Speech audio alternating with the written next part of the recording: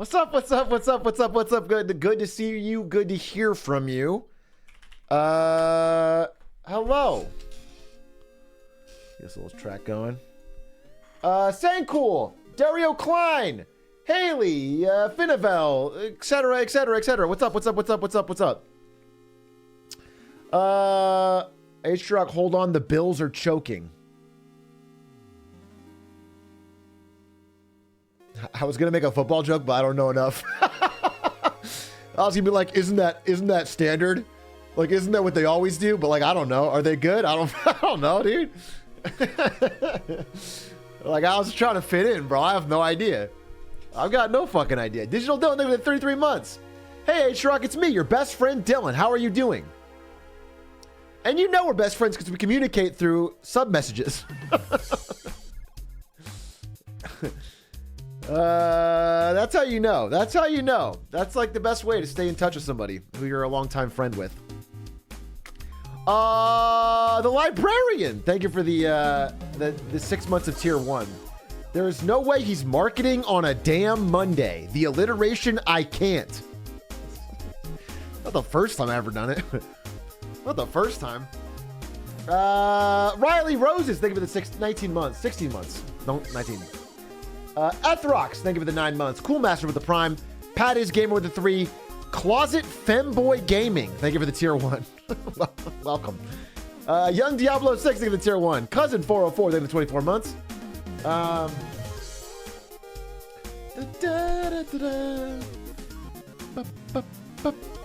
Hey, Big A.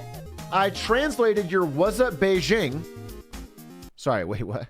I translated your "Was up Beijing" to my parents living in Beijing in our weekly FaceTime call, and they actually think I'm so smart now. LMFAO, thank you for that.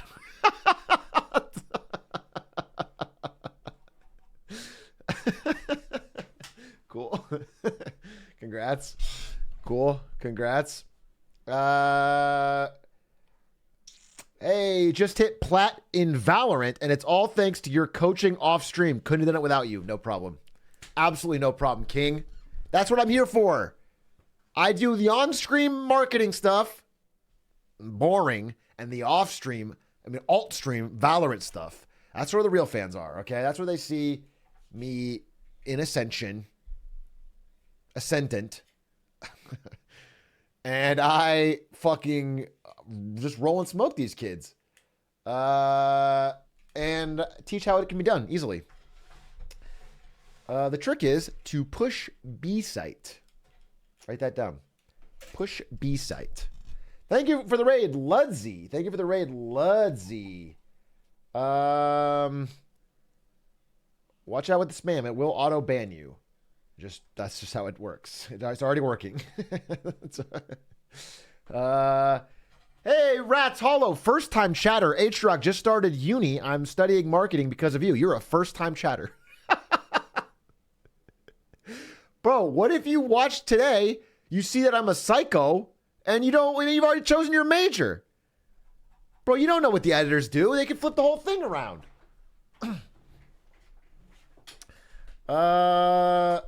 What up, Big A? What's your number one piece of advice for college freshmen? Easy. Play more League of Legends. You'll never regret playing more League of Legends.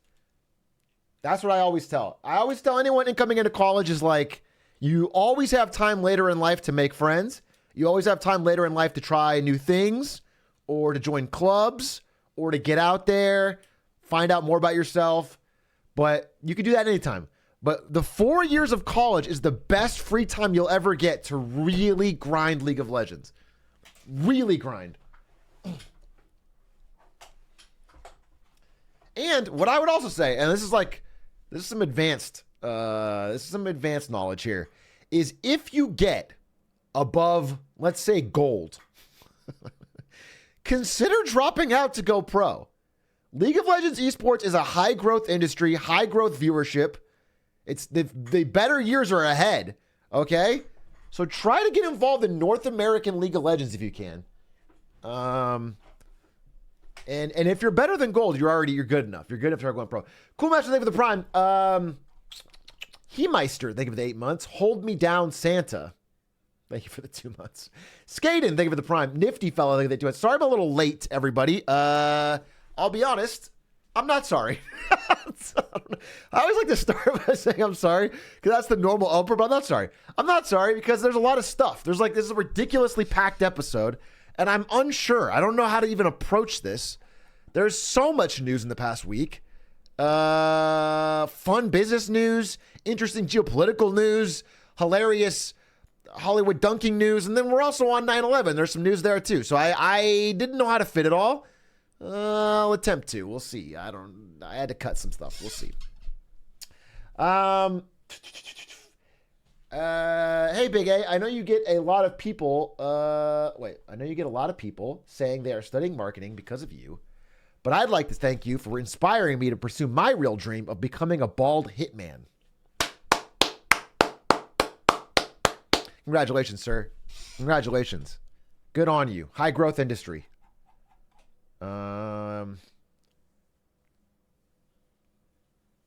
Big A, before we start, can you give me some advice on how to prepare for a recession? It's not like it's an earthquake, bro. What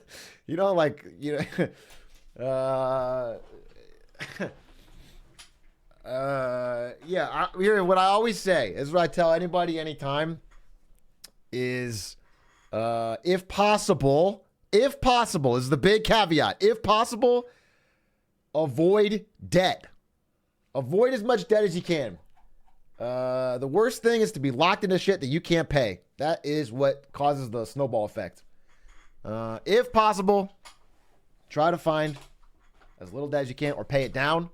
Don't be one of those people you see as like TikTok investors where they always talk about like, yeah, my student loans are 7-8%, but I can make more than that in the market, so it's better to not pay it down. Just don't do that, dude. Just slowly but surely try to pay down your debts, get out of debt, bro. It's unless you got a 2% 30-year mortgage, generally paying down debt is the right answer, bro.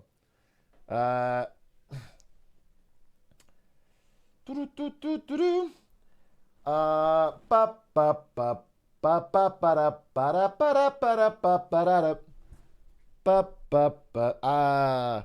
out a loan now to buy your second property instead of paying off the first. Yeah. If I were to tell you one real piece of advice as we possibly approach recession, again, the recession, the call is, I'd say, abnormal from my end. I would say there's a lot of stuff saying we're heading into a Goldilocks level soft landing. But if it doesn't happen that way, it's nice to be prepared. If you really want advice, I would say try to get into hosting as many Airbnbs as possible. I think right now, the best industry to be in is hosting a lot of Airbnbs. That will never stop going up. In New York, yeah. Yeah. In New York specifically. If you can get into New York and start setting up Airbnbs, that's a high growth.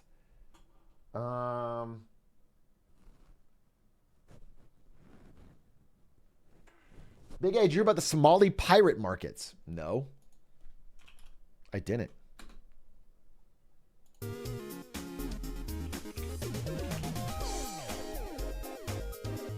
What? The insanely lucrative pirate stock exchange in Somalia? This is not real, huh? What? This website does not look official. Wait a minute. Well, no. This goes all the way back to 2011. I don't know if this is still around. There is some sort of pirate stock exchange at some point in the past 10 years in Somalia where you could finance pirates. As in, you could make a bet on a pirate ship, fund their expedition, and get a cut of the profits.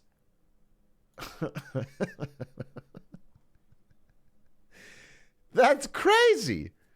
Wow, that should be a fun video to look into more. You could invest in you could just go to the Somali Pirate Stock Exchange, invest in different ships, and if they get a bunch of loot, you make profit. That's just good business. That's just good business. That's a growth industry. Hey, big A, I spent all my student loans in phase stock. Was it a good decision? Yep, it was. Good call. Nafu, thank you for the gifties. Koi Cadaver, thank you for the 5 gifted. Bit Duty Man, thank you for the 14 months. Phase, by the way, just got rid of their CEO, Lee Trink. Lee Trink is out as CEO of FaZe Clan. Terminated their contract as their stock price continues to plummet. Not a win and fail this week. We got too much stuff, but I will show it to you. Bada bing, bada boom. Oh, where's my camera? And where's my chat? There it is. Rough year for FaZe. Although I think this guy was absolutely terrible. Let's be honest with you. I think this guy was one of the big people involved in the corporatization, an attempt to go public of FaZe. Lonely Love, thank you for the $10. Worry not, Atrioc. I have returned with one more banger. This will earn me VIP for sure. Okay, I do appreciate the $10. I don't know if I have time for a song as we're about to jump into wins and fails. So wait, I actually have to hold on to this. I'm gonna thumbs up. I'm gonna leave a comment. I'm gonna like and subscribe, but I cannot watch a 4-minute song because I'm already late. Is the problem? I'm very, very late. Or maybe we can play during ads.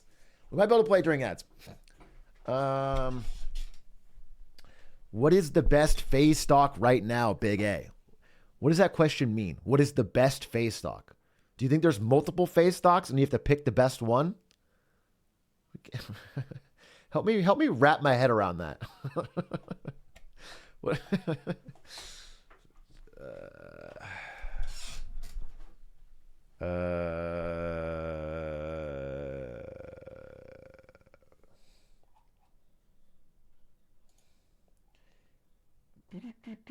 Can you do this with an ad now? Yeah, I'll do an ad before the wins and fails. Of course I will. Listen, big wins and fails today. Lots to discuss. I'm going to start here probably 4 minutes, 8:20. Again, I'm sorry I'm a little late today. There was a lot to do. I was also busy. Also hurt my hand. Also the sun was in my eyes. Also I'm white. Also ratio.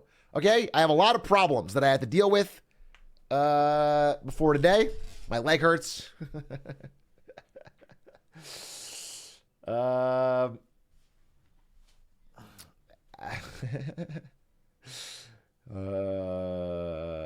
I had to glue on my hair. Lego style. Felix Von Grizz, thank you for the 12 months. Happy partner anniversary. Shut the fuck up. Alan CFG, thank you for the 2 months. EVZ, thank you for the prime.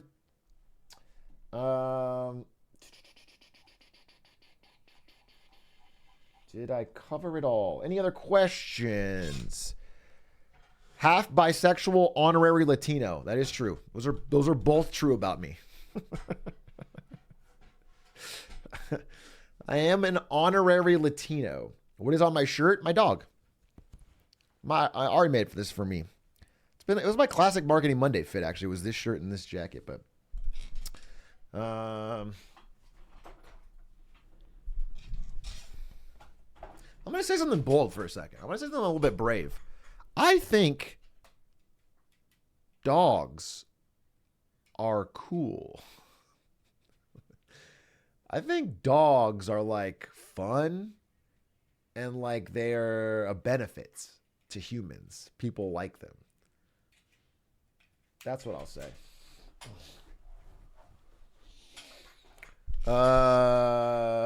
Too political.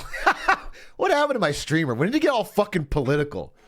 When did my streamer start wading into the culture war between dogs and cats, bro? When did he get woke? L take stick to marketing. Shut up and dribble with these fucking bold ass dog takes.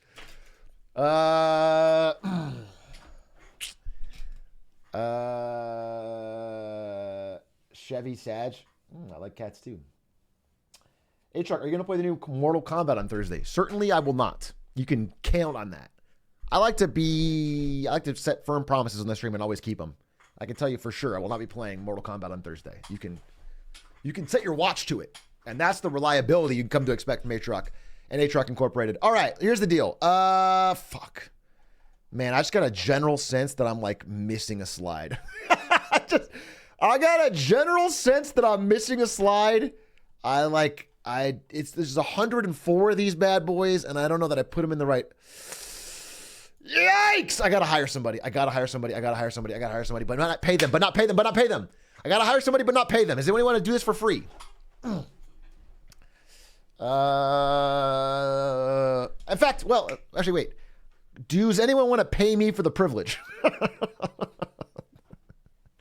Does anyone want to pay me some sort of salary for the privilege? That would be good. Let's get that. Let's get some sort of. You know what? Let's negotiate. I'll accept 6 figures, low 6 figures, 300K. Shinoblix, thank you for 13 gifted. Thank you very much. Wow, it's a random number, but a nice one. Thank you so much. What was your message? I always check the message of the gifties. You said he tortured a child for what reason? Okay. What? Oh, was that about House? Oh, it was about House. Okay, you just haven't messaged me today. Yeah, he's talking about Foreman in like a House episode from 3 days ago. That's an old. You just decided to wait 3 days and then drop 13 gifties. Thank you very much. Nafu, thank you for the gifty. Kitronis, thank you for the prime. Yoop. All right, what is it? It's 8 o'clock. 8:20. Fuck, dude. I feel like there's a lot in this. Okay, tell you what, I'm going to run some ads. I'm going to run 3 minutes of ads right now to get it out of the way. And during that time, I'm going to make sure everything feels good. Okay? So we'll play the song.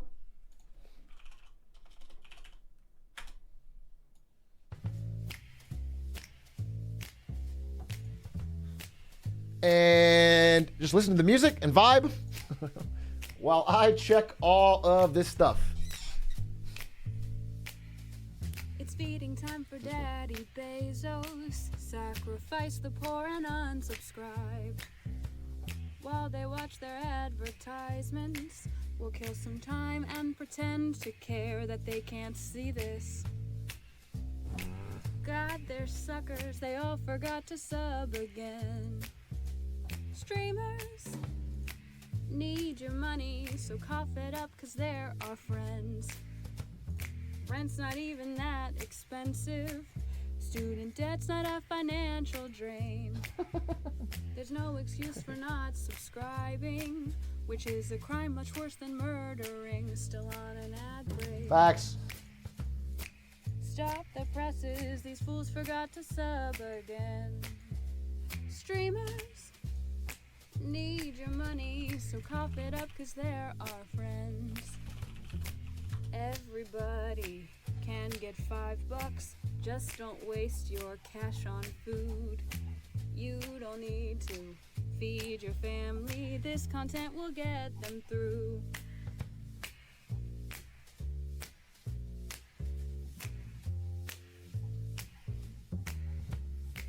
Sell a family heirloom like your grandmother's engagement ring.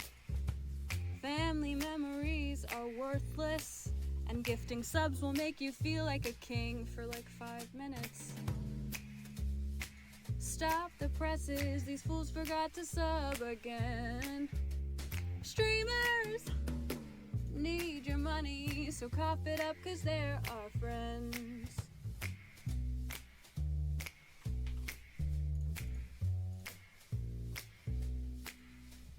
Here's another way to make a killing.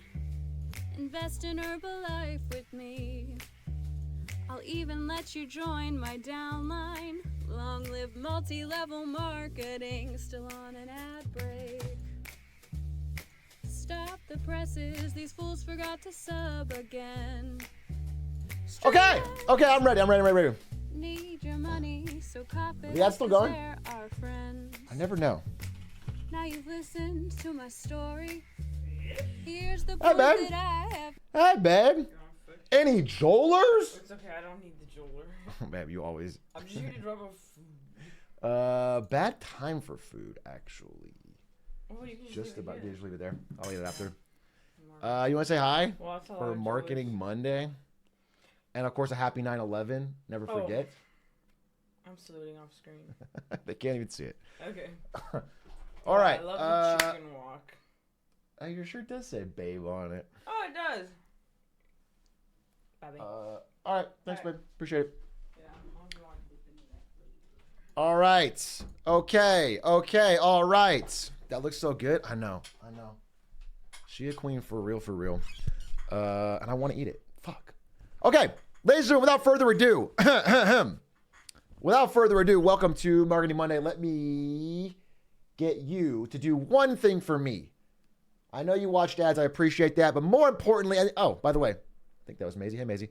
I need you to do one thing for me, and that is to look at this intro and tag yourself when you see a physical depiction of yourself on the screen. Ladies and gentlemen, without further ado, welcome to Marketing Monday.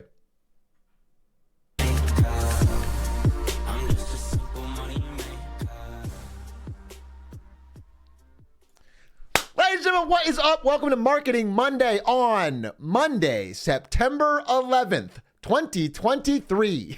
Never forget is what we'd say. And marketers are the first to heed that call. Let's talk a little bit about that. You see, over the years since a national tragedy befell the American populace in 2001, marketers have decided it is their place to make the most tasteful memorials to 3,000 people dying, including this Coca-Cola Walmart display set up as the Twin Towers in front of a flag with "We Will Never Forget" with $3.33 pricing. Insane. Or maybe it was this European ad about smoking, where they compared smoking to the Twin Towers. But I think, having seen a lot of these absolutely terrible ads, the one that stood out over all time to me was this one. From just a few years after, where they were trying to sell mattresses.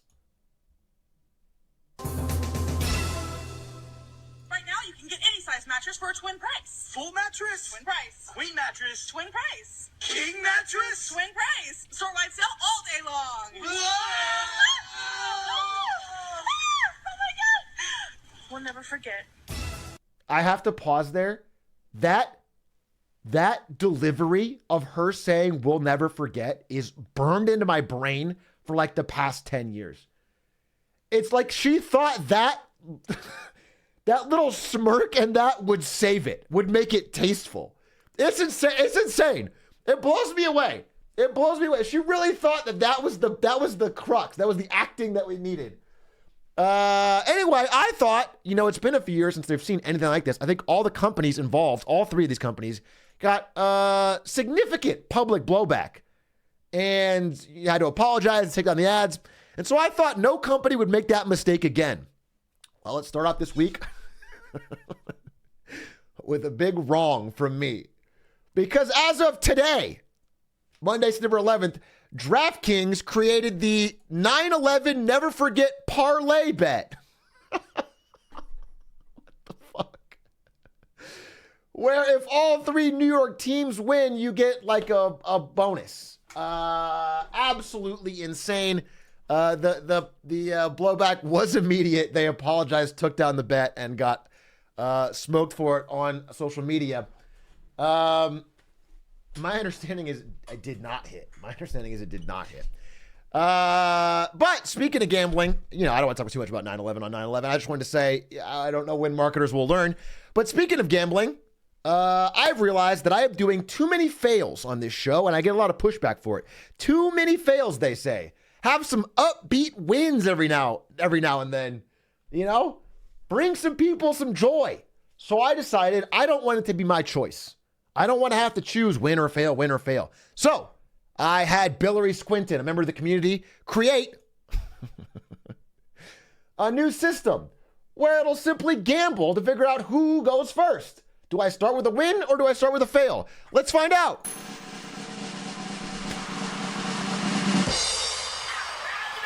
Let's go! Let's start with a win. I will bring you back to 1997 to one of my favorite ads as a child.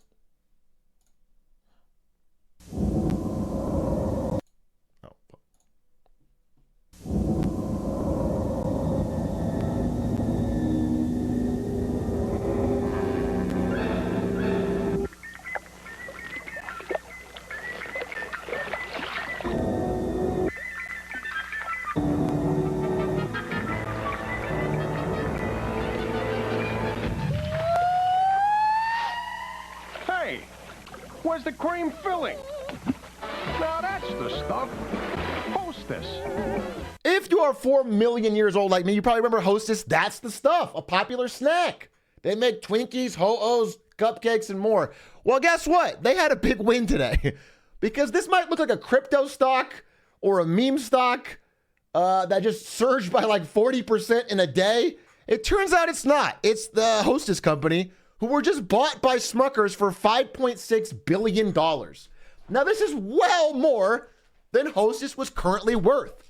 Again, just a few months ago, Hostess was probably worth conservatively about $3.2 billion. Nearly double was this buyout. Massive come up for the Hostess company. And I wanted to figure out why. Why would they pay so much for Smuckers to get into the slightly dated snack foods business?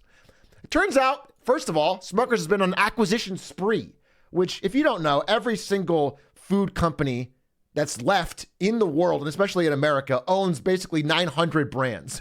There's like 5 companies left, and they all own everything. Smuckers, you thought might be a jelly company, but in fact, they bought Folgers for $3 billion a while back. They bought pet food, as in Milk-Bone, Pepperoni, Meow Mix, and more, for $3.2 billion. They bought all of the brands seen here, so Dunkin', Jif Peanut Butter, et cetera, all here, and now are spending, $5.6 billion, a lot of it debt, to get into owning Twinkies and Hostess other products. But the reason the number was so high, this is legal, this is more than it's encouraged. The reason this number is so high is because there was a bidding war, okay? It turns out there's these little Twinkies are in hot demand. General Mills, owner of probably every cereal you've ever tried, and Mondelez International, owner of Oreos, were both 2 of the bidders that were spurned that helped drive this price up from $3.2 billion to $5.6 billion. And their CEO had to explain to the market why he thought winning this bidding war was so important. Because again, billions of dollars for a snack food company is it's not like a tech company, man. They need that money. That money matters. To spend that much money, you have to have a point. So he said they had 3 plans. They had 3 reasons for making this big investment. Number 1 was shelf space. And that makes a lot of sense. You see, if you already own jelly, coffee, dog food, etc., and now you own a ton of the brands seen here, Donuts, Hostess, Twinkies, etc., you can negotiate, you can play hardball with stores. Basically, you can say, we have so many of the products, give us the best shelf space, or we'll pull all our products, and your consumers will be pissed. That's the idea. Number 2 is that they have the Uncrustables. Smuckers apparently didn't know how great snack food was for making money until they launched the Uncrustables, which I'm sure a lot of you are weirdly into. Apparently, once they made the Uncrustables and started making a $1 billion brand, these things sell $4 million a day. They realized snack food rules. You basically take like cheap ingredients, package it, sell it at a pretty huge markup, and people buy it over and over and over and over and over again, and the sales keep going up. So people love the Uncrustables, and now they're trying to get into that. And they think, might be their CEO just kind of like spinning, but apparently they believe the food engineers over at Hostess are going to help them come up with new, exciting ways to make Uncrustables fun for the consumer. Like smaller Uncrustables, or lower calorie Uncrustables, or Uncrustables minis, or different sizes, or whatever. Okay, I don't know, but that's what they think. I guess that's worth $5.6 billion. Also, I don't know if you noticed, but ever since that 1997 ad, there hasn't been that many Hostess ads. They don't spend on marketing. And that's probably because Hostess has gone through 2 bankruptcies in the past 10 years, which makes their price tag all the more insane. This company is not worth $5.6 billion. Anyway, Smuckers thinks they can spend a lot on marketing and help get consumers to know more about the beautiful Twinkie and Snowball brands and buy more. Possible. But the real reason, if you zoom out, the real reason there's such a frenzy for all of these companies to buy up any available sort of land, as you could say, in the snacking space, is that snacking, especially in America, is more popular than ever. All of the stats show that U.S. diets have become snackified, okay? Girl dinner is not just a meme. People are eating snacks instead of meals. They're snacking more times per day. They're eating snacks instead of meals. And they're just finding more and more occasions to snack. And it's funny when you read about this in like these food marketing journals, because they live and breathe this stuff. So to them, every like 10% change in consumer diets is such a big fucking deal. And I read this and it kind of made me laugh out loud, because we're talking about like a 10% increase in snacking. But this thing I was reading was like, the landscape of eating has fundamentally changed. Which is like how The Rock marketed Black Adam. You know what I'm saying? It's like people are still eating. They're eating a little bit more bugles than before. But it's not like it's, it's not a giant paradigm shift in eating. But I guess the culture is shifting. And if you actually look into it, I mean, this is really happening. People are snacking more than ever before. And companies are changing and shifting to adapt. Kellogg's, as of 2 hours ago, literally before this broadcast, confirmed in a press release they are splitting their company into 2 separate companies. Kellogg's Co. for cereals and the stuff they already did, and Kellanova, which is only for snacks. They are making a Kellanova separate company focused entirely on snacks like Pringles and Cheez-Its and other things they control. Kellanova. I don't know. I don't know. But they're doing it because they think snacks is such a high growth, interesting business. They want to spin out that company and make it separate. And of course, the marketing bad names get worse, because this one really had me scratching my head. This is from Nestle, who have decided to try to coin the term SMEALs to refer to small meals or sizable snacks that fit our new modern consumption habits. They really want to make SMEALs happen. Now, to them, a SMEAL is something like a Hot Pocket or a small microwavable pizza, personal sized DiGiorno pizza. Basically replacing a meal with a easily obtained, usually cheap, fast snack. Yeah, I think we just called these snacks. But I guess they're now SMEALs, according to Nestle. Now, all of this stuff is interesting, and you could say it's just changing consumer tastes. Like, maybe people just like this stuff and they want to snack more, and that's it. But I think if you look into it, there seems to be somewhat of an economic reason as well. See, same-store sales at groceries are down outside of snacks, and snacks are some of the cheapest things on offer. And it feels like people are just finding cheaper and cheaper ways to get calories into their body. Is like the main thing. They can't afford the same full meals they were able to buy before. And so I'm not as positive on it as these companies seem to be, even though they see dollar signs. And again, the main trend of it seems to align with the consumer groups that have less money, millennials and Gen Z. Boomers are not really shifting their habits or snacking more. It's millennials and Gen Z. And they say it's due to their busier lifestyles, but I mean, maybe. Maybe it's because they're so busy they have to eat a Hot Pocket, but it's also because it's cheaper, bro. I don't know. We could figure it out. That being said, it's not all bad news, okay? Aside from us getting, I guess, a lot of new snacks, more importantly, we're getting stuff targeted to our demographics, millennials and Gen Z, specifically to gamers, with the brand new RGB gamer-friendly cup noodles. Let's go! Now, what makes it gamer-friendly? Well, first, the RGB branding. Amazing, okay? That makes me feel like I'm gaming when I do it. But more importantly, is that this ramen is different from any other ramen you ever had, because this one is caffeinated. They're mixing Red Bull, essentially, with fast food to create caffeinated cup noodles so you can game all night. This is what we needed. This is what we needed. This is the health food innovation. That can't be safe. Wow, sounds like you're not a gamer. That's all I'm saying. Sounds like we've got a non-gamer in chat. Weird. All that being said, all of this explanation, all of the growth in snacking is real, but the price for buying Hostess, which started this all, is really high. And the market does not believe they paid the right price, because even though Hostess stock surged when it found out they were being acquired, Smuckers, who is doing the acquiring, tanked the exact same amount.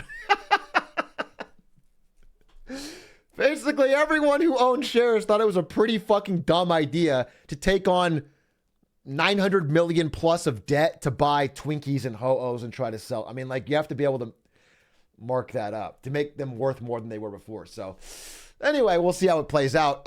Speaking of stocks that are declining, I do want to talk about the biggest stock in the world, Apple. Apple has tumbled $200 billion. Now, by the way, $200 billion, when you see it from Apple, seems like not a lot of money. $200 billion is like 2 Nikes. It's like 2 Sonys. You know what I'm saying? It's like a McDonald's worth of companies that is just in 2 days was gone. Apple is such a big company. Even the small movements are massive.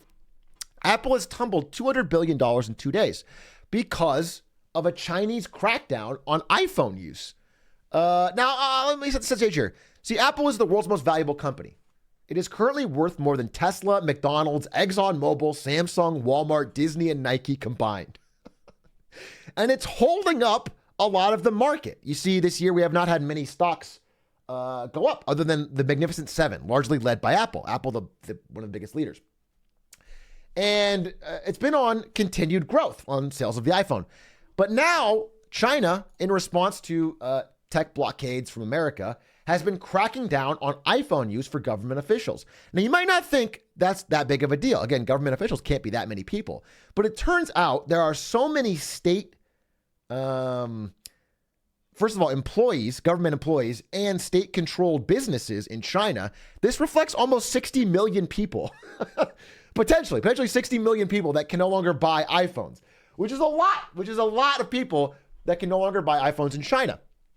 And again, they're trying to broaden it. So there's other agencies like PetroChina, oil companies, they're only loosely state affiliated. China's seeking to expand the ban. If this were to come true or even lead to a broader movement where Chinese people are distrusting of Apple or feel like it's unpatriotic to buy Apple products, this could be bad. You see, Apple is about to release a new iPhone. They're announcing it tomorrow, and it'll release later this year. And the iPhone is half of all their money, all their income, 50%. Plus, it leads to more sales in wearables, services, and the whole ecosystem. So really, iPhone is like what they built the entire company off of. And its sales in China have been its highest growth area since 2019. They've been growing. They now have a 20% market share in China, and it's $70 billion. And it's basically I think it's their single largest country they sell iPhones in, and it's a fifth of Apple's revenue. So if China is not a growing and important place for Apple iPhones, that's really bad for the company. That's very, very risky and shaky. And so they're advertising there, and they're hoping to smooth things over, specifically because not only do they sell a bunch of iPhones there, but they also make them there. So what'll happen? We don't know. But the iPhone brand could spread. See, office workers in China are now worried they may be next, as in offices for companies that are not state affiliated might start asking employees or suggesting or further to ban iPhones to be more coordinated with the state. A blanket ban is not currently announced, and this depends on how well Tim Cook can manage it. Now, I don't want to be doom and gloom here on Apple. Obviously, a ton of their business is done in China. We'll see how it plays out. But for the rest of the world, I looked into it. It turns out Apple is doing really well. As in, they are kind of beating the pants off Android in the past few years. Sales are up to over basically half of all Americans, no matter what economic class you're in, use iPhone. And 88% of teens use iPhone. Young people use iPhone at an astronomical rate. There's a story of a 14-year-old kid whose dad was taking him to buy his first cell phone. And the kid said, if you don't give me an iPhone, I'd rather have no phone because kids will make fun of my green bubbles. Which is insane.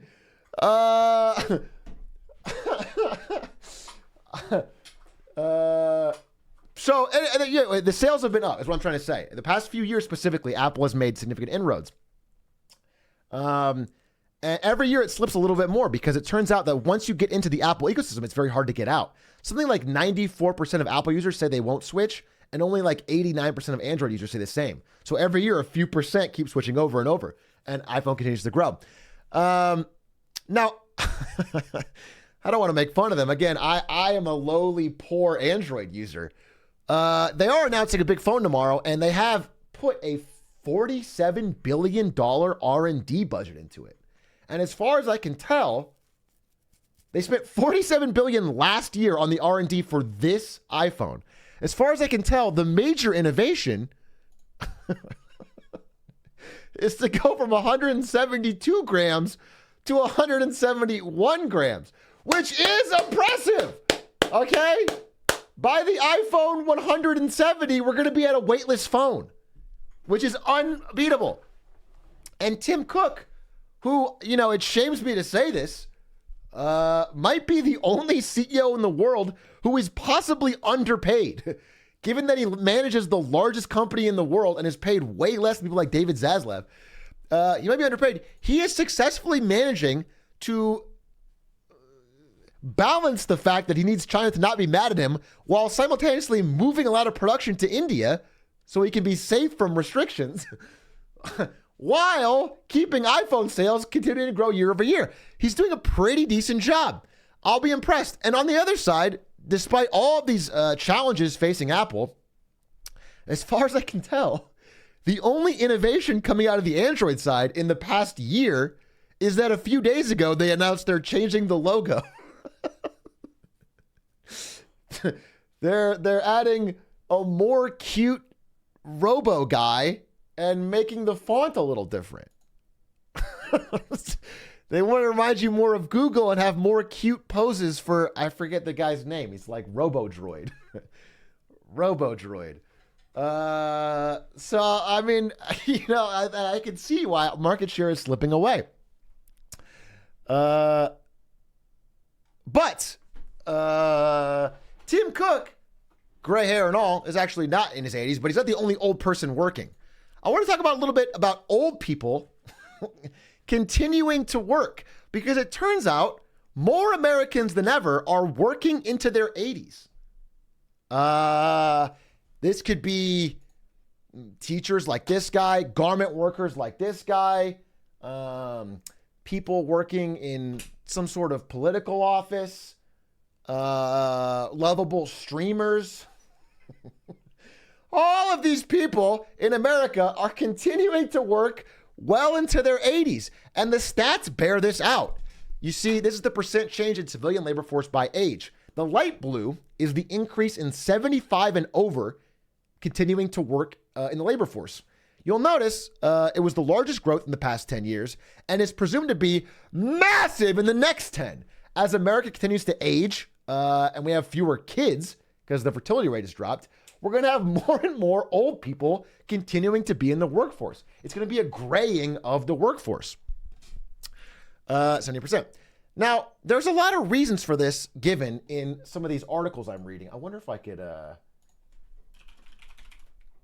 let me, wait.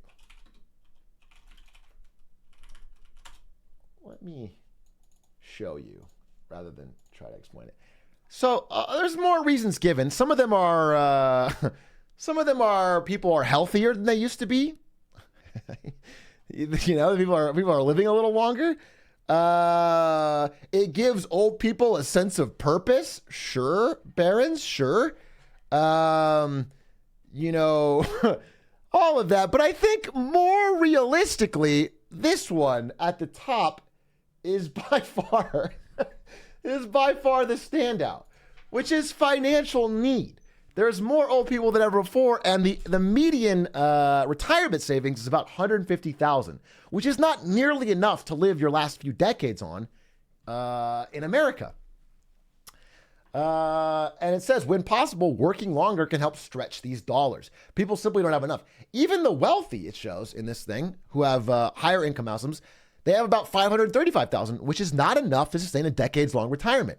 So people are kind of being forced to work longer and longer, which is obviously a huge win because working is great. You can always do the thing you love for years and years and years. So that's fun. That's a big dub. Wait. But it remains to be seen whether that'll lead to anything else. Wait, I'm sorry. I moved this slide and it's throwing me off. So yeah. Okay. So you can work longer and longer. And the reason working longer is so great is because you get smarter with age, okay? You get more wisdom. And that's why I want to give a big win to our old pal, our old friend, David Zaslav, an old guy, a CEO who's still killing it after all these years in the business. Because he, again, week after week, comes to this show with great marketing and business news. Great things that we can rely on, like this big win where he's decided, I'm sorry, this is a big win not just for all of the chat. This is a big win for one group particular, and that is millennials, baby. Because he believes that Harry Potter and Lord of the Rings are underused. His plan to turn around a company that is very much struggling. You see, Warner Brothers is about to take a $300 to $500 million earnings hit due to the strikes. They have no movies coming out. HBO Max is losing subscribers. And so his plan is this. Let's make more Harry Potter and more Lord of the Rings. More sequels. Brilliant. I would never think of that. This is why he's on top. This is why he is the leader in Hollywood, dude. Who would ever have thought of this? And so his direct quote is, one of the real strengths of Warner Bros. Is we have the great IP that Warner Bros. Owns. But the challenge is that our content, our great IP like Harry Potter, DC, and Lord of the Rings is underused. And that's interesting because when I look into it, I see 8 Harry Potter movies followed by 3 more Harry Potter movies, followed by an upcoming Harry Potter TV show. So I don't know, in my mind, I wasn't sure that that was very underused. And then I saw literally hundreds of DC movies, TV shows, spinoffs, properties, the last 6 of which are all flops, massive flops. I don't know if that's necessarily underused. And when I look at Lord of the Rings, I see that they had 3 all-time classic movies, 3, near perfect films, and they followed that up by taking the shortest book in the series and splitting that into 3 movies to try and milk the most out of it. And they're following it with more Lord of the Rings full films based on the original trilogy. So I don't know that it feels like it's currently being underused. These are things that are already in the work. So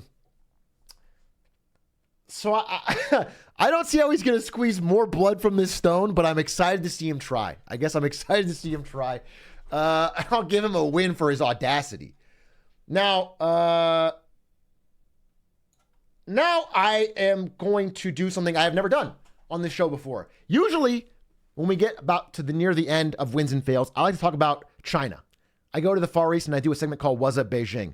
But there was so much geopolitical news this week, I couldn't fit it into one segment. We had to split it. And so I chose 3 separate countries to do little mini deep dives on, starting with a segment. A segment about Great Britain. Now, normally, I get a funny clip of a world leader when I introduce their country. For Xi Jinping, I got him saying, "What's up, Beijing?" For Britain, I wanted to find one for Rishi Sunak, who's the current prime minister. I didn't want to just do a random oi bruv. And so, with 30 seconds of Googling, I found this clip of him working at a soup kitchen.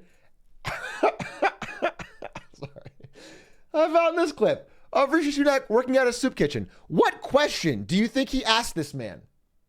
Let's find out. What do you want to do? Business. What do you have? Do you work in a business? Do you want some fruit? I'm homeless. Do you have a business? Do you work in business? Is that a normal question to ask when you're volunteering at a soup kitchen? Are you trying to make conversation?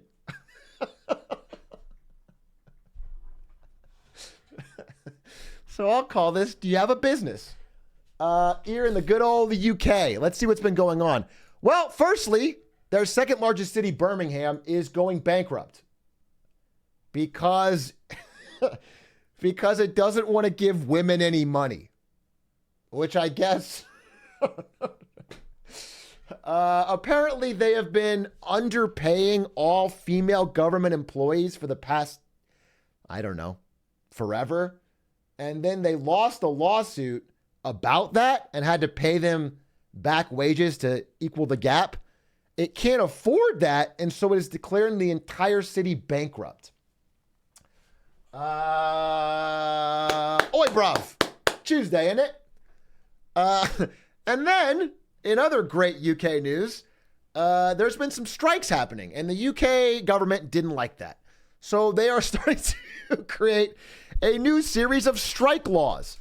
Now, I'd like to get the exact language on these strike laws, but basically, if I could summarize it, it's essentially that the companies or the government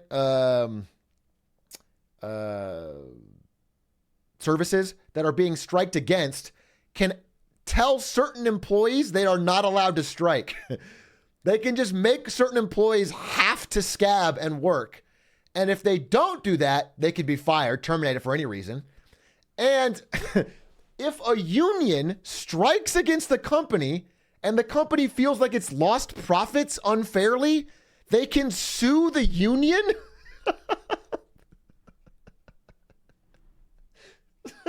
Which is apparently part of these new strike laws, which are now being reported.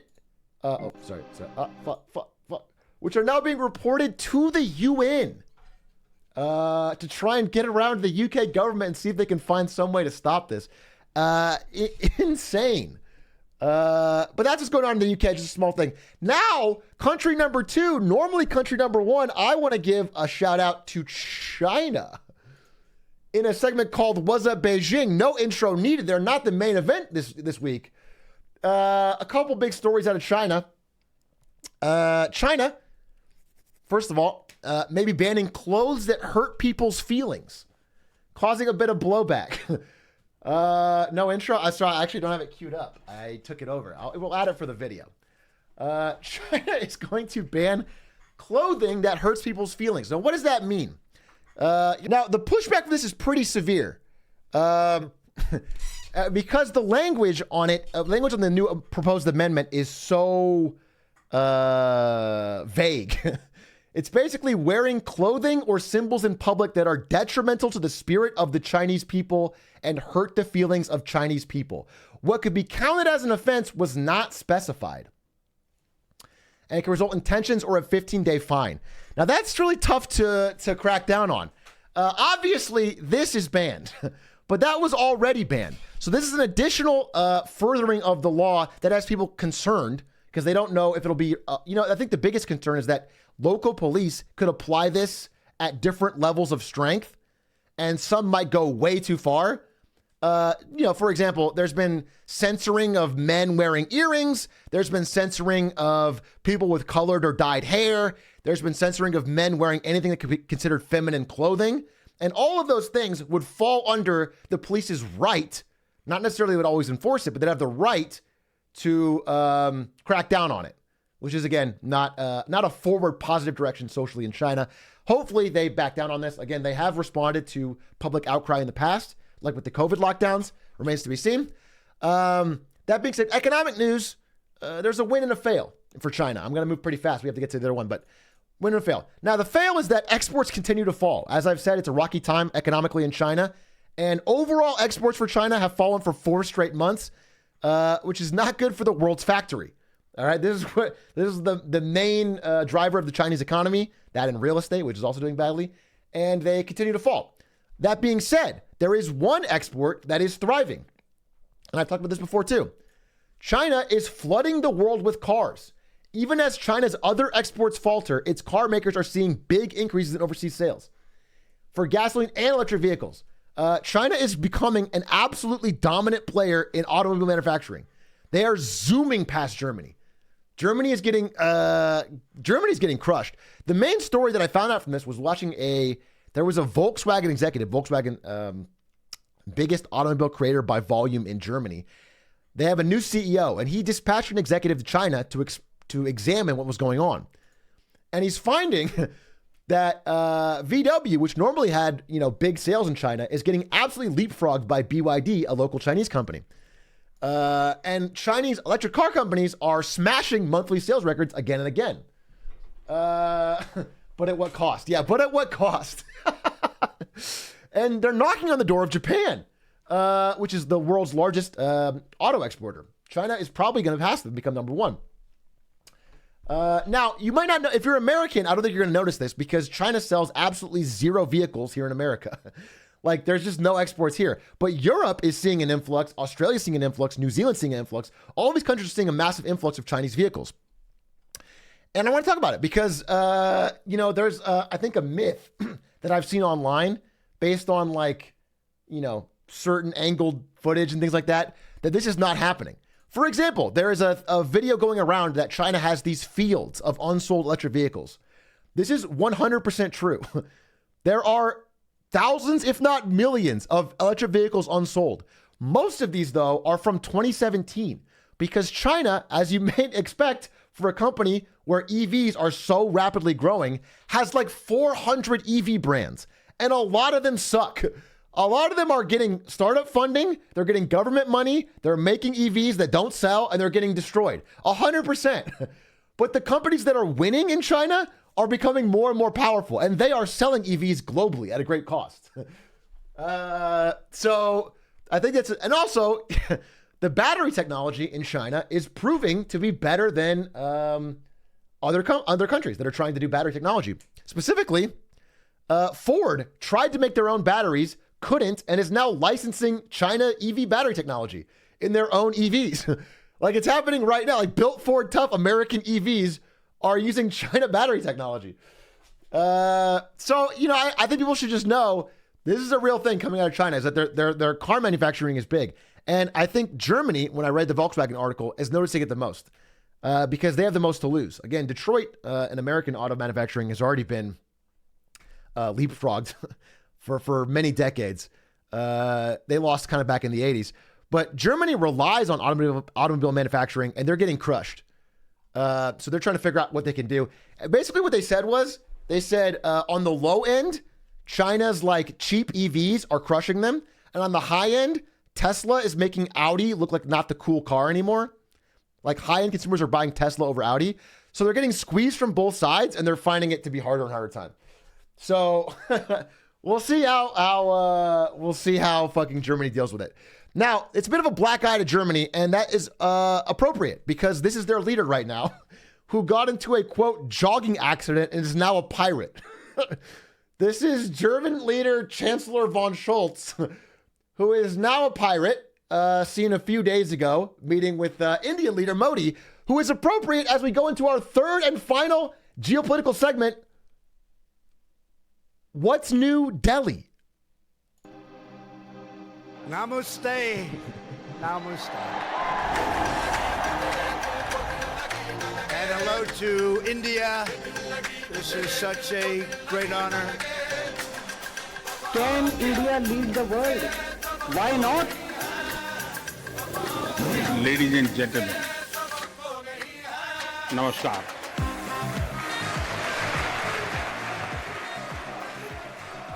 Namaskar. Thank you, Eric DePoo, for that very culturally sensitive and appropriate intro. What's New Delhi?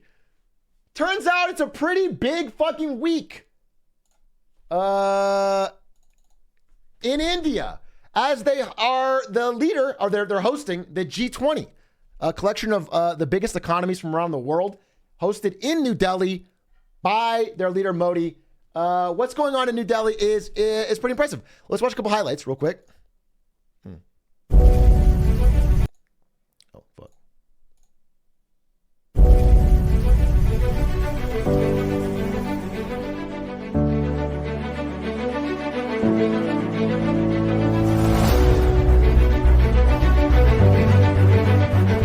Look at him go. Oh, आज dude. G20 के president के तौर पर भारत पूरी दुनिया का आह्वान करता है कि हम मिलकर सबसे पहले Handshakes. इस global trust World deficit leaders. को एक विश्वास, एक One भरोसे में world, one बदले। family. यह हम सभी के साथ Now, this is a big deal because it's the first time African India's hosted union it. को G20 की स्थायी सदस्य And they sort of led the dialogue on a new series of proposals that the entire G20 agreed to by the end of it. So I want to walk you through it. The G20 is a collection of the group of 20 most powerful economies in the world. You can see them here. Now, some of them are kind of double counted. They count the European Union as one, but also the UK and France and Germany. And so interesting. They represent, I believe, something like,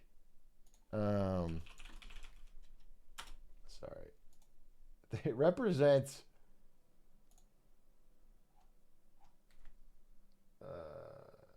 85% of global GDP, 75% of global trade, and 2/3 of the world's population. It's probably the biggest and most powerful economic group in the world. And India was chosen to lead it because of a couple reasons. Number one, massive expansion. All right, India's economies have seen unprecedented growth. They have a rising middle class. They've got increasing foreign direct investment. And most importantly, they've got way better demographics than China. Now you can see here, this is an estimate of population based on 2050. You'll notice India has already passed China to become the world's most populous country, but also they are way younger.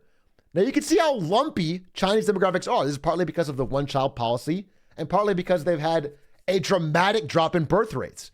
So China's getting way older and way grayer and has an imbalance of like 20 million more men than women. India, complete opposite. This is a steady, thriving growth country that is only in the early innings of like 30 years of amazing demographics. And so also because of geopolitical tensions in China, again, there's like America-China sort of Cold War standoff. A lot of companies, Apple to Boeing, are moving their manufacturing to India. Now, I don't want to make it all seem positive. This is all like over 20 to 30 years. It's looking pretty good as a growth story for India if nothing changes and if they sort of improve on some key metrics. I want to be clear that right now, as we speak, India has a lot of problems. India has a ton of poverty, and India has a ton of corruption. Basically, there's a huge amount of bribery, not just on like America, we have bribery called lobbying, where big corporations can lobby the government, of course. That exists in India as well. But they also have like localized bribery where people supporting small businesses at every level feel like they have to bribe to get by. There's a lot of bribery built into the system. And for the G20, it's a big moment for India. They kind of wanted to ignore that. So, to be fair. India in the shadow of Modi, a booming economy and the largest population in the world. But as the nation plays host to the gathering of the G20, India is hiding away what it doesn't want the world to see. Slums are being cleared and huge nets suspended over them. Poverty swept under the rug. Because there was so many world leaders coming into the city for the G20, they just put up big tarps to hide the slums, which is kind of insane. Flock for people like Varsha, now tucked away out of view. ये G20 की वजह से लगा है. They covered the slum because of the G20, so it isn't visible and people don't see our shanties. दिखे ना कि ये झुग्गी झोपड़ी हैं. They want it to look like poor people don't exist. They want to hide our poverty. They're saying foreign ministers are coming. I don't know which countries they're coming from. People like us don't have much information. So that's obviously going on. There's still a long ways to go. And if they can't solve those problems, then the growth might sputter. But the story still seems positive. It still seems like they're headed in the right direction with growth. Now, that being said, the main story for an American from the G20 might be more about this guy. Might be more about Dark Brandon, because he was on a mission. Sleepy Joe was on a mission at this G20. You see, the G20 is the most powerful economies in the world, but two countries that are part of it didn't show up. Russia, and China. Xi Jinping decided to skip the G20, possibly a snub to India. And Joe Biden swooped on this chance. You see, we're just a few weeks ago, there was the meeting of BRICS, which is kind of the rising alternative power to the G7. Brazil, Russia, India, China, South Africa. And Xi Jinping was sort of pushing this group to grow and become a voice of the global South. Well, at this event where Russia and China didn't show up for some reason, Mr. Steal Your Bricks showed up, dude, and took this strangely picked photo. Why exactly these countries? Biden, there's 20 countries here, but the Rizzler out there picked exactly the countries of BRICS. This is Brazil, India, and South Africa.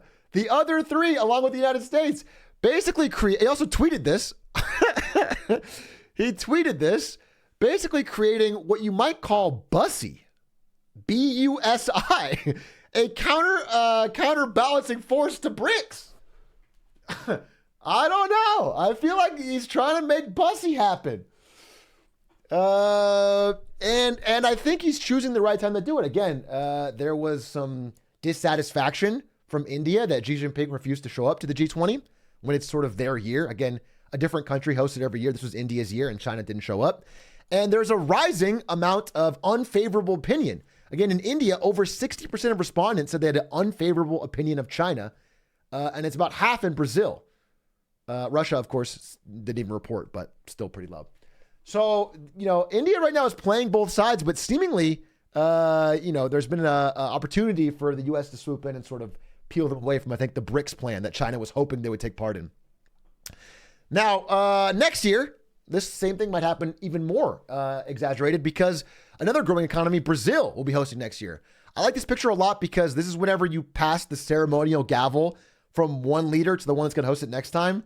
And it seems like Modi really doesn't want to give it up. I might be reading into it, but it looks like he's really gripping onto that fucking gavel and does not want to. He's really, as far as I can tell, everything I read about this was kind of a slam dunk for Modi. Whatever you think of him, this event went really smoothly. It went really well. The countries agreed. They were able to condemn violence. They even got Russia to agree to condemning violence, even though they're currently in the middle of a war. And basically the only major policy proposal, again, every year these things happen and they don't have a ton of hard data. They suggest things like, reducing emissions and all that, but they don't set hard goals. But one thing that was suggested by Modi and actually happened was the inclusion. I'm sorry, I don't have a picture of it. Actually, I'll find it. Here, I'll just show you guys right now. Of a new member. There is now a new member of the G20, the African delegation.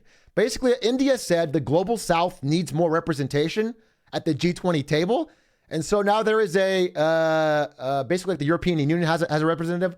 All of the African nations have an African Union. They have a representative of the G20 and they now have a vote. So now the G20 won, really.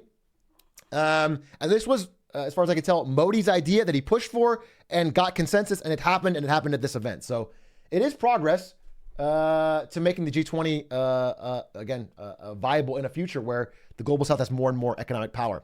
Now, the one world leader that kind of looked a little silly was, of course, Canada, who apparently got kind of roasted by Modi at one point, and then his plane broke, and now he's still stuck there. Not a huge deal, but I thought it was funny. He's still stuck there. Apparently Canada Force One or whatever it is just broken, and he's just stuck in India. Hopefully they can resolve whatever had them fighting. But that's it for this week's Marketing Monday Wins and Fails. A longer one and a more geopolitical one. Hope you enjoyed. We'll be back next week with more wins and fails. Tune in every Monday. Thanks for watching.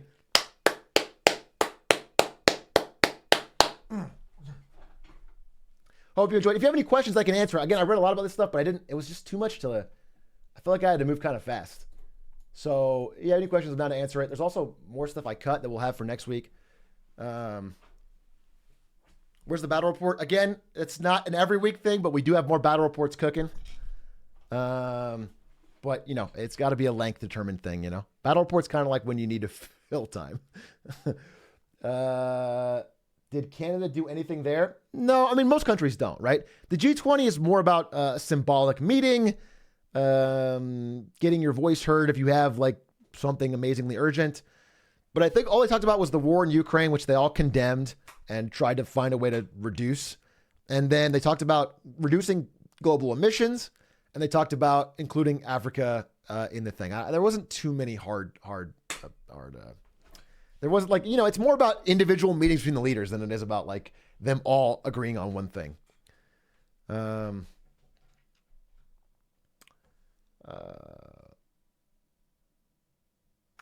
Big A, if I may speak to the anti-Chinese sentiment by Indians, the data is probably understating the dislike. Didn't the data say it was like, didn't I just show you? It was like 70% unfavorable. You think it's more than that? Maybe. I mean, maybe the data's right though, you know? All of my Indian relatives and most Indians I've ever met have big anti-China sentiments, whether it be land claims or policy by the CCP. Yeah, maybe. But they're also massive trading partners. I think, you know, there's a lot of people that are probably getting rich in India off trading with China. I'm going to trust the data for now, right? They can be part of that. 70% is a lot of people. It's the most populous nation on earth. What percent is USA? Oh, it's astronomical. I showed it in my China video. You can find it. It's really high. It's the highest it's ever been. US anti-China sentiment is the highest it's ever been.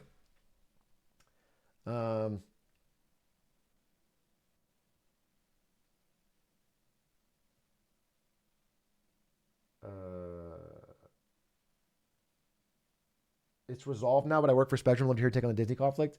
Yeah, I was trying to include that. It's tough to make interesting now that it's been resolved. I'll think on it more. I want to make maybe a larger story about how the cable business is collapsing, and that was kind of like their last gasp. There could be something there, but right now it's not. Do you hate China, Big A? No, I don't. That's why I always try to, first of all, mention that China's the world's second largest economy. They're crushing other countries in a lot of ways, and I really, really don't like the fact that when I report on true stories about negative things happening there, that it attracts certain Westaboos that cannot fathom that China has better battery technology. They have better manufacturing and factories than any other country on the earth. And they've got a growing car industry. They have complete control of electric vehicles. They have like 60% of the world's lithium. There's like a lot of things that are happening that I think are also the fact that they were able to build 7nm chips. People thought they couldn't do it. It's a multifaceted issue. I do not like Xi Jinping. I'll say it's not a bold take. I think the worst part about China for me is that they legitimately do consistently and openly censor the internet and media. They just do that. Like they do that in a higher degree than anyone else. And that's a big problem. That's like not, that's what I would really not like.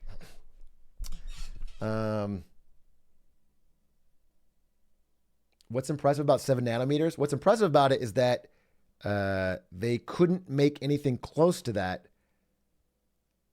after the United States blockaded their access to any of the tech that's used to make it.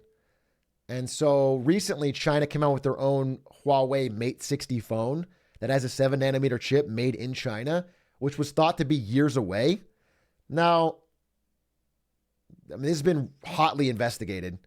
I think there's a little bit more to the story. It feels like they were able to get their hands on a ASML, which is a Dutch company, lithograph machine through back channels, but they are going to have a tough time getting further advancements. Anyway, whatever. The whole point is like it's a oh, sorry, was there $1? Thank you very much. Did you hear about the United Auto Workers demands? I did. Well, I think they're going to strike on Thursday. We'll talk about it next week.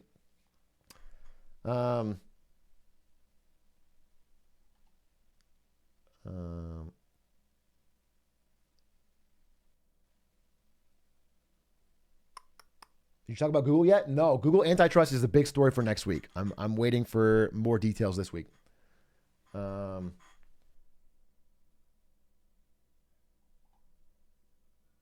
Thoughts on making a more energy global warming focused report in the future? Maybe. Energy/global warming. Maybe, if there's an interesting story. Why'd we skip the Xbox credit card?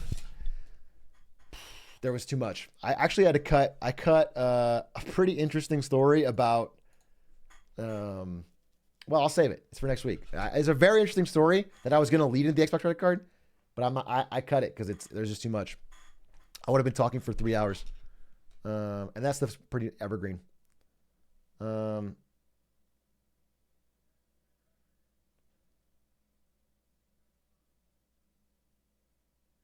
Have you seen the vids of China, India border fighting with sticks and stones? Yeah, I talked about it.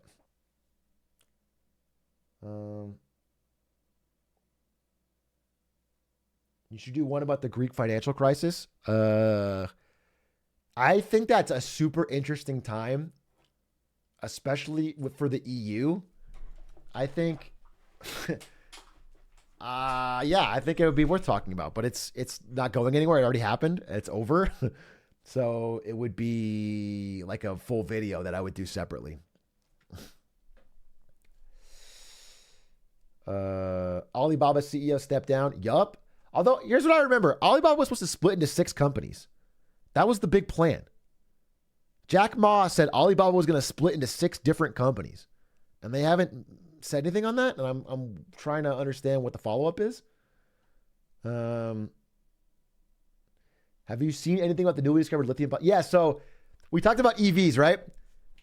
The reason China is so dominant in EVs, there's a lot of reasons they are, but one of them is that they control the world's supply of lithium. They have like 60% of the world's supply and all the ways to refine it. And part of Joe Biden's Let's Beat China thing has been like, we have to find our own supply of lithium. Well, they did. There's a volcano, I think in like Nevada or something. Where the fuck is it?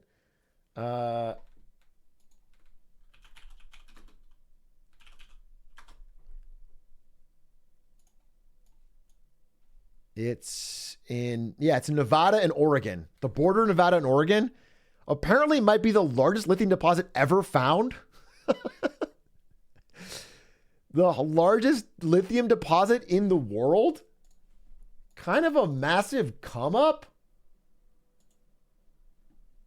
And this is not going to be able to be usable for years. I mean, 2027, maybe the earliest they start going from it, but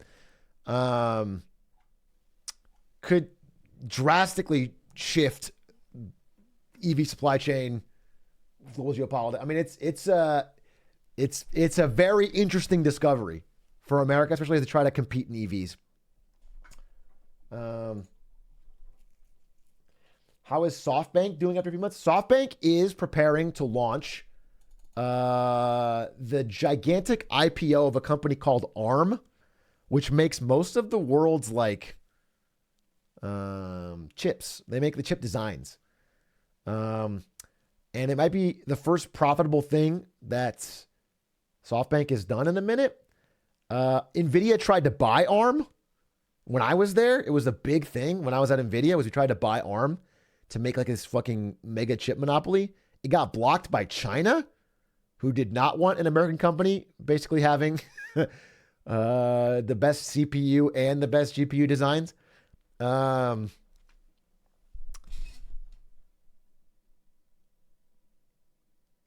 being said, from what I can tell, SoftBank is being real sleazy with it. They're doing a lot of tricky things to make the stock of ARM pop on the IPO, so everybody thinks it's goated, and they're going to slowly but surely dump a lot of shares. So we'll see.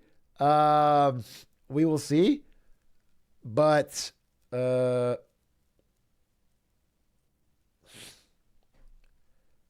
what are you saying is buy into American lithium? I'm not saying anything like that. Not investment advice, but I'm just saying it's interesting.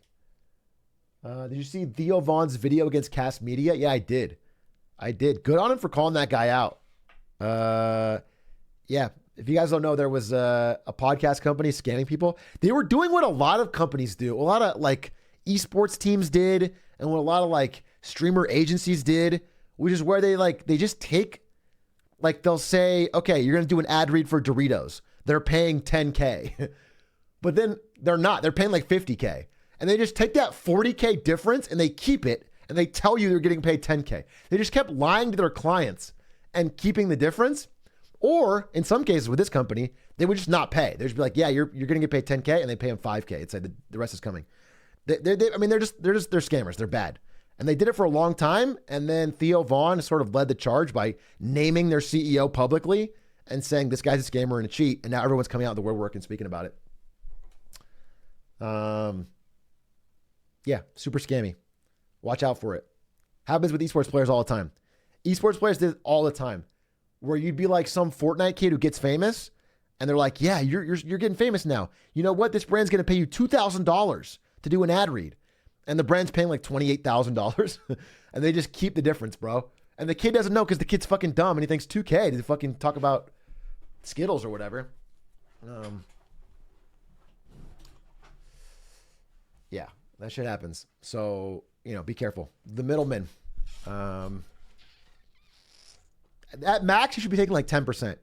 If you're a middleman, you should be taking 10% as an agent. Spoono, thank you for the $1. Team Black, thank you for the $5. Thank you for the $5. Partman, thank you for the $1. Anyway, it's getting 9:27 here. I think we vibe for a bit. Maybe play an ad and then watch House. Season 4, episode 2, which I've been looking forward to. No, it's not minus 300, bro. I read the message. I read it already. It's $1.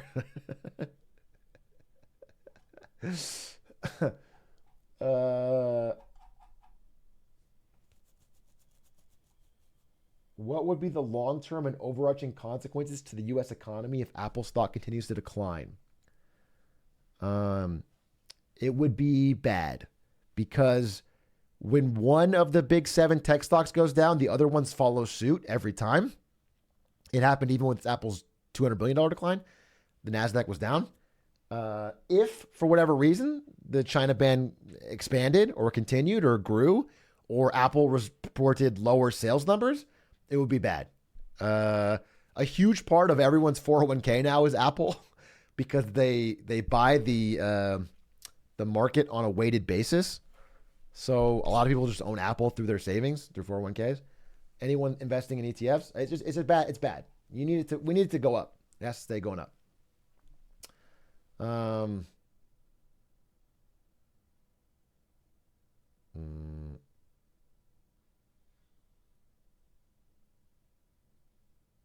Did you ever cover the Qantas ghost flights? I did, but I didn't. Actually, I didn't on Wins and Fails. The reason I didn't is because I can't understand exactly why they did it. If you guys don't know, there's an Australian company called Qantas, which is an airline, and they were selling flights that had already been canceled. So basically, they'd cancel a flight and then keep selling tickets, but people could still get full refunds. It's really scummy and weird, and like got them some money in the short term. But I guess it possibly preys on lazy people. But for a flight, I feel like you would get the refund. I couldn't really get to the bottom of like what their scheme was long term, but it's been a big PR disaster in Australia, and their CEO just stepped down. It might have boosted their numbers for the stock. It might have been like, we sold more flights, so we're growing, and they weren't actually growing. That might be it. It might be like a number of flights thing, but I couldn't quite get it. And I didn't want to explain it without understanding it. It's also a loan for 0% interest. It's like, it's them just getting loaned money by customers and then paying it back later with no interest.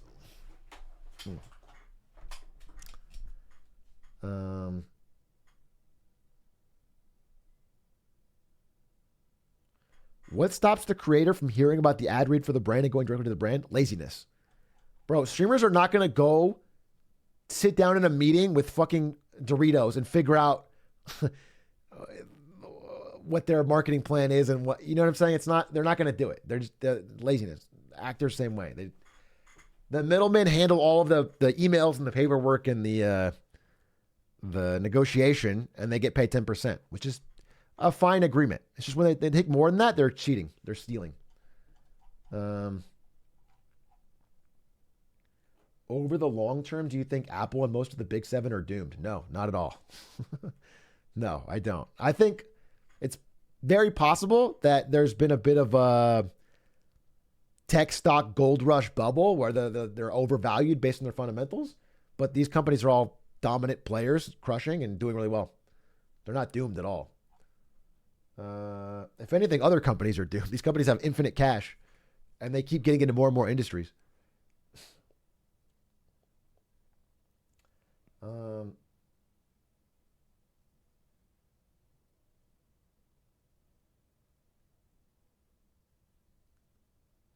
Nobody's buying a new phone right now? Bro, people are buying phones. People are buying phones. Although I noticed when I was looking into the stats for the phone stuff, it's like the iPhone, people are more likely to upgrade in the iPhone world than the Android world. Like people are more likely to hold their phone a little longer. And a lot of people now are on iPhone payment plans where it's like you pay monthly and you always have the latest phone. So you're just paying a subscription every month forever. Like you've decided you're Apple for life. And so you just pay monthly every month forever. And you always have a new phone when it comes out. That's like very common. You can also trade in Apple. Apple is when I was reading, was like Apple is kind of like the used car market almost, where people buy the phone, they can trade it in for some percentage of its value, trade up to a new one. Like it's happening. I mean, I don't know. Again, Apple is the most valuable company in the world for a reason. It's more valuable than all these companies combined for a reason. And that is that the iPhone is the single greatest capitalist invention ever. I mean, the fact that they can sell a luxury product at luxury prices to mass market has almost never been done. It's like I said before, it's like a Ferrari sold as much as Toyota. It's crazy. These phones have massive markups and they sell to everybody. It's unheard of. And that's why they're the most valuable company ever, because every one of these iPhones sells at a huge profit and they sell 200 million of them a year, dude. More than that. They upgrade every single year. They keep selling.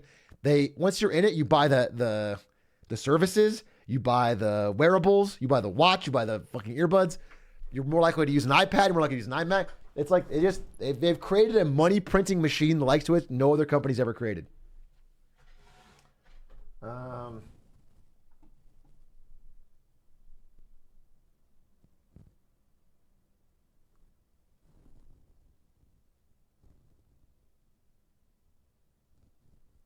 And they got 30% of Fortnite. True, facts.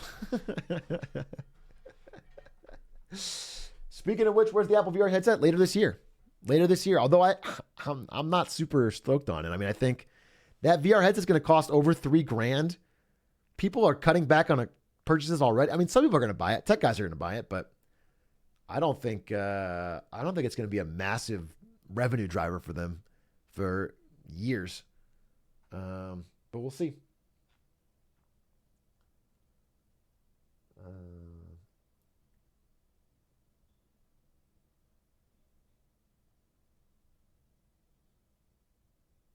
Apple EV. Yeah, they've been talking about the EV, bro. I don't know. It remains to be seen. I think they punted on it. They've been talking about an Apple car for a while. Rumors. I know they've worked on it, but I think it's not near happening. But we'll see.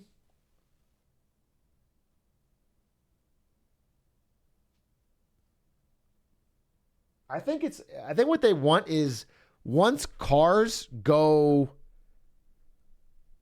heavily autonomous, once that's way more mainstream, and Apple EV is cars then all become about software and experience. They don't become about much. I mean, it's all about sitting in your car, watching TV, it's more screen time, you know what I'm saying, that you can control.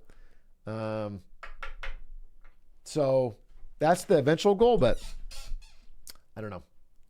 Oh, this chat's kind of cut off, huh? I hate autonomous cars. I'd rather have the control myself. Bro, I don't agree. I would fucking love if I could get in a car, go somewhere, and take a nap. I do anyway. I do that anyway, but everyone gets pissed at me, you know? They always start honking. I put myself in the right direction. I close my eyes and I floor it. All right, now I'm going to eat, bro.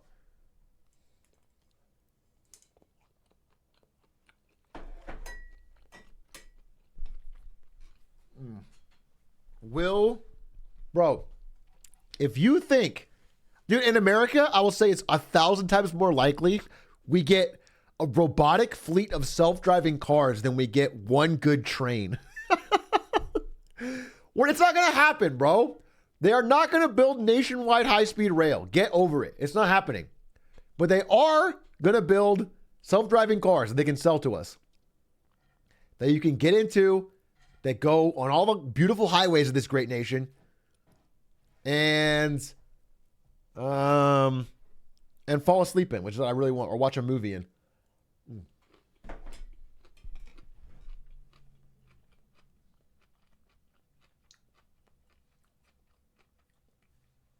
All right, I'm gonna play some ads. Well, actually, it's telling me it's gonna play ads in 30 seconds. I'm gonna turn the air on, get snacks, get drinks, and we're gonna watch House. House time, baby! Change saddle.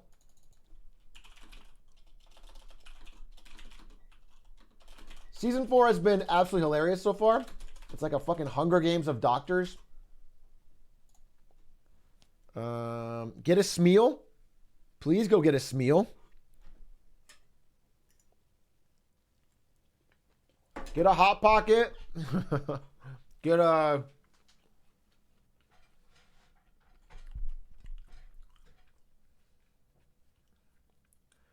There's a big Amtrak ad starting. I'll talk about. I'll just answer your question. There's a big Amtrak thing in the bipartisan spending bill. There is, but the problem is, infrastructure in America always takes fucking 10 years more than they expect, and it goes way over budget. Do you know what I'm saying? Like if they're like, we're gonna build this bridge in $600 million for 2 years, it ends up costing like $3 billion and takes 12 years. So no matter what they budget, it's gonna be more expensive for less. We can't build shit well anymore, which is like unfortunate.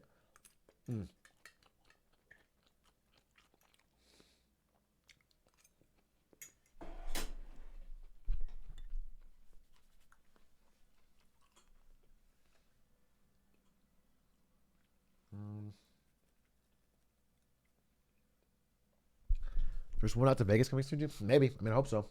Anyway, enjoy the ads. I'm gonna turn off the lights and turn on the air and fucking get the vibes going, bro. Get snacks.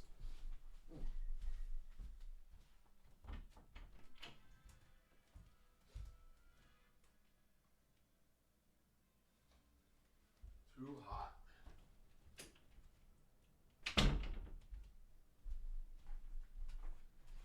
All right. Hey, where's that song? Wasn't there a song?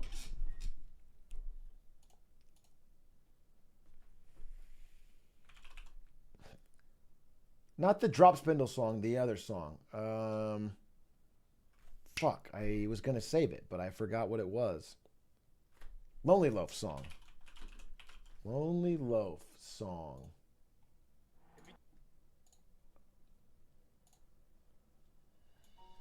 Doesn't seem to matter.